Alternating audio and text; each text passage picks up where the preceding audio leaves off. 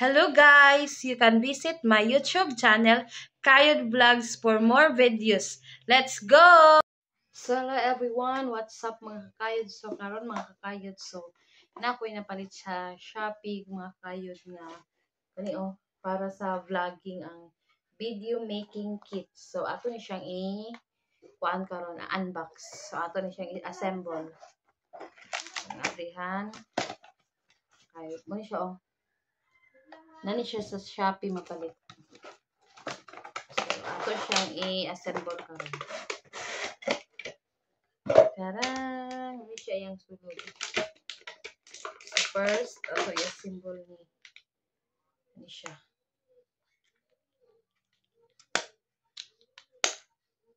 Dili na to itong atong kuan. Sana.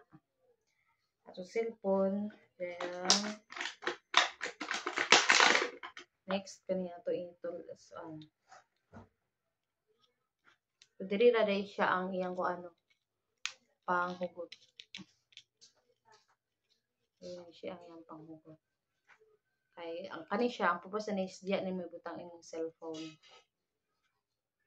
And then iyang murag silbi lights niya pero dili ni siya musiga karon kay wala pa ako nagpalitan og battery. Dili ni mo ibutang Yeah. Diyan mo butang ang battery para musiga ni siya. So kay wala pa man ko'y battery so ako ko nakapalit so di isa ni siya musiga. The next is gani siyang hugtan kay aron dili magkuan. Hugtan na siya.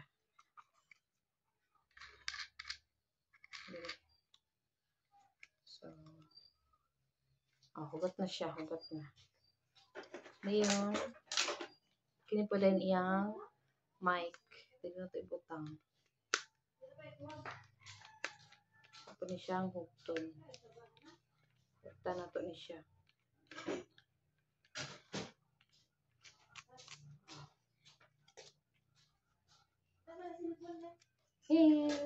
Then, kini din siya nga wire is para ni siya diri ni siya na to na siya isaksak dayon kung natin cellphone diri na to ibutang saksak po na to siya diri bali diha dayon ana na siya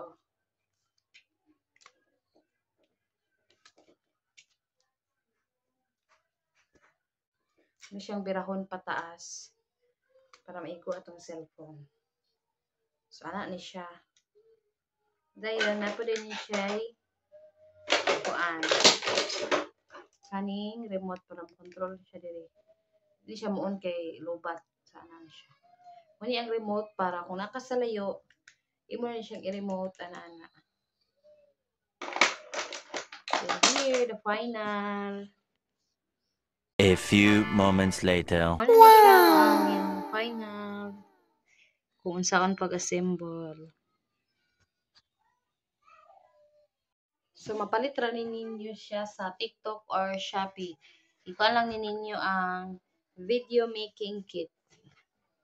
Tara AY49 video making kit. So, para mo yung mga stand. So, kung ganahan mo dani, pwede na mo makapalit sa TikTok. Nara siya. O, diba? Tsada kayo. Napagid iyang remote.